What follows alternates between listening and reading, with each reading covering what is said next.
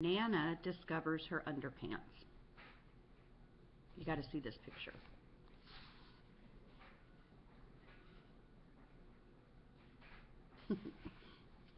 Saturday, Saturday, hooray! I'll just check out my organic life forms.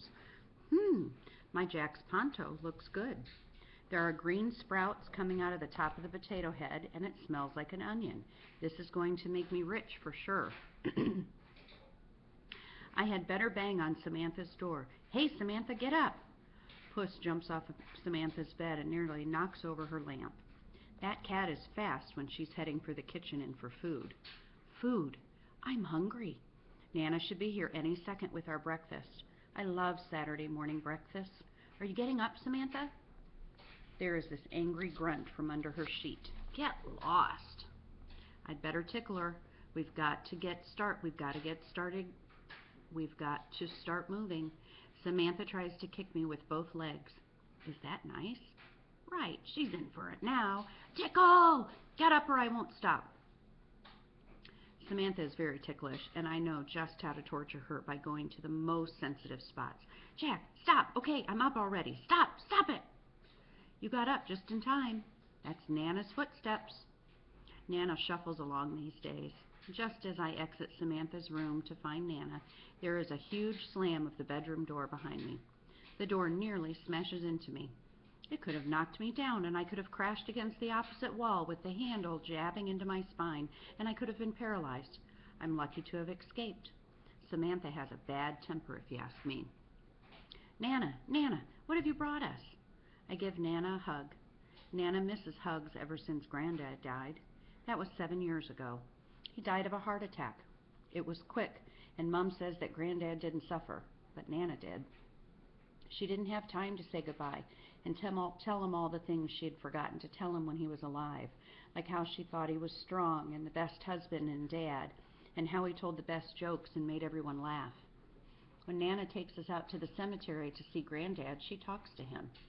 I do too, because I can remember Granddad. I want to tell Granddad about George Hamill. A shiver goes down my spine. No, I don't want to think about George Hamill. Granddad had a mustache. I'd help him fix up his car with my hammer and wrench. They were only plastic, but that doesn't matter. I remember Granddad saying that I was a fixer and that it was a great thing to be a fixer. Nana's brought flaky croissants and a fresh baguette from our bakery for breakfast. Oh, Nana's got 3 giant cookies as well. Nana takes the apricot jam from the cupboard and margarine from the fridge. She has oranges for orange juice. She used to squeeze them for us, but these days her hands are sore with arthritis, and I do it on Rob's juice squisher. You're such a helpful boy, Jack, just like your granddad. Saturday mornings are always Nana mornings. Mom works every Saturday in the supermarket. Look what I have for you. Nana is the best special buyer in the world. She buys watermelon for half price and bought the jeans that I really wanted at the end of the sales season. It helps Mom out, and it means that I can eat watermelon in jeans that fit. But there is one tiny problem with Nana's specials: socks and underpants. Everyone needs socks and underpants, and I have to tell the truth. I lose a lot of socks. Just one of the pair usually. But I never lose my underwear. Samantha grumps in. Why did you wake me, Jack? I'm tired. Now it's your fault. Grump, grump. She gives Nana a hug and then drags a chair over the tile so it makes this horrible screeching sound. Ugh! Nana doesn't hear, of course, because she's rummaging in her bag, and you already know that she's a bit deaf.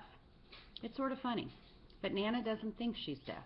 She thinks people don't tell her things, but in some ways she is happier because she doesn't want to hear a lot of the things. I wish I didn't hear things too. Butthead, butthead. I put my hands over my ears. Nana puts on the TV so loud that everyone in the building hears it. You can even hear it down the street. Nana thinks there's something wrong with our TV because of the volume. It doesn't go loud enough for her, but she knows we can't afford a new TV, so she puts up with it. Nana loves her TV shows, especially the soaps. Smiling, Nana takes out 4 pairs of socks for the price of 2, and 6 pairs of underpants for the price of 1. They're very fashionable, you know. Fashionable? Mom would love them. They're purple. bright fluorescent purple, glow-in-the-dark matching socks and underwear. I don't think they'll fit, Nana. I hope they don't fit. I bought one for everyone with some extras. Samantha nearly chokes on her orange juice, and as she coughs, her pigtails start bobbing up and down. Are you all right, Samantha? Nana is always so kind.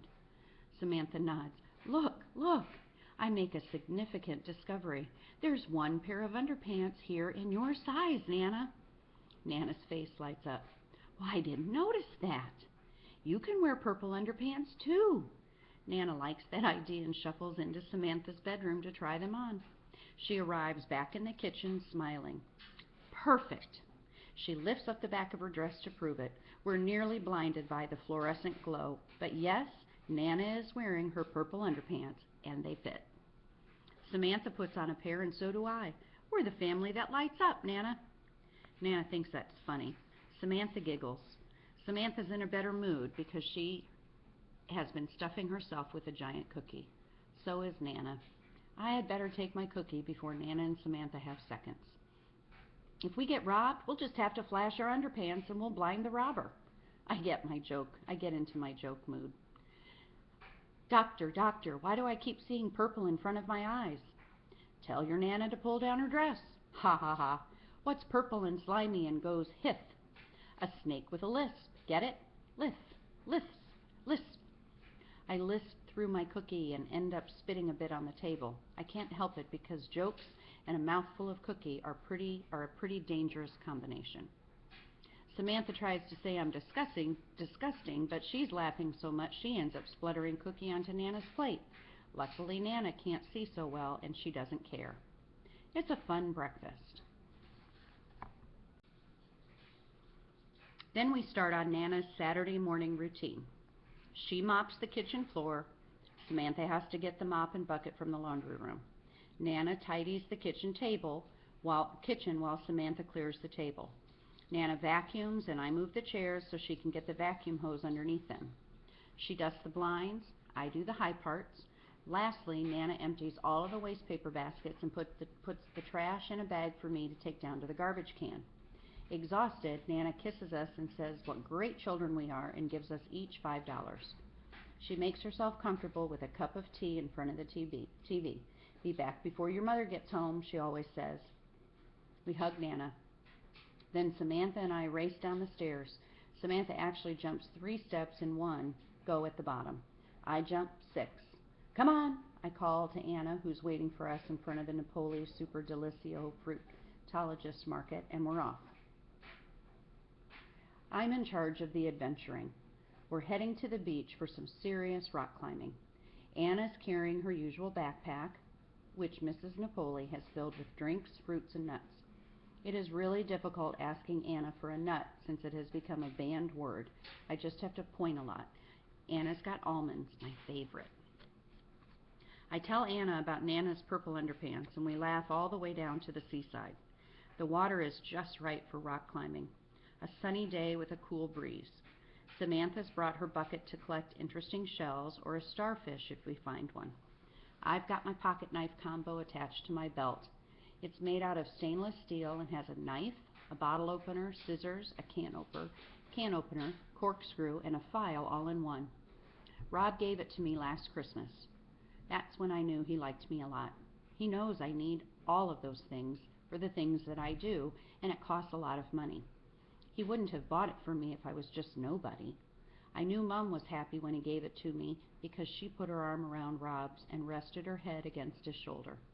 Rob did go overboard a bit when he bought Samantha a new desk and a swivel chair. That costs even more than my pocket knife. That doesn't mean he likes Samantha more than me. Come on, I lead the way across the rock platform toward the sea edge. Just follow my footsteps. Be careful. There are a lot of potholes, boulders, and sandstone outcrops. Samantha fell into a crevice last time and scraped her knee, and I had to carry her on my back all the way home. Anna stops. Jack, come back and look at this.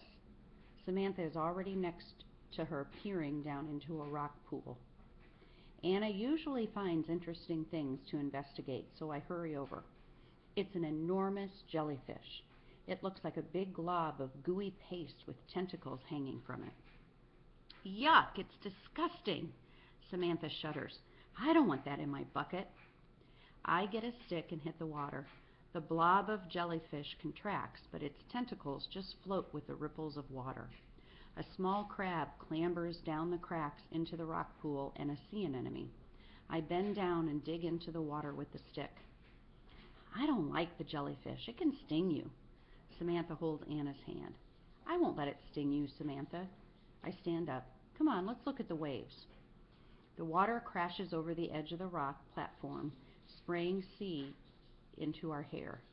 It smells like salt, and when I lick my lips, I can taste the salt too. A fisherman throws in his line and waits to catch something. There should be bream around. I like the sea even though there are jellyfish. Samantha takes her bucket to look for shells, but Anna stands with me, looking out at the sea. I wish I didn't have to go to school again. I wish I could just stand here forever and never go back. Quietly, Anna tugs at my shirt. When I look at her, she has her hand pressing against her lips. Is there something wrong? Yes. The wind tussles her hair and she pushes it back. They're like jellyfish at school, aren't they? What? Jellyfish with stingers. She hesitates. You've got to tell me what's happening at school. Well, I don't know what you mean, but I do know I am in trouble. I hear them calling out names at you. It's horrible, she whispers, and I'm supposed to be your friend, and I've said nothing, done nothing. I can't do anything. It's my problem. I'll fix it. Well, I don't think you can. Sure I can. I feel a hot pain in my head. I want to help. Anna can't help me. I know that, but somehow it makes me feel better than that she wants to. Samantha runs over to us. Look what I found. She shows us a strange orange-striped helmet shell that swirls into a peak with a cream-smooth inside. We look around and find more shells. I use my pocket knife and carefully scrape off seaweed from a very interesting sea snail shell that Samantha wants.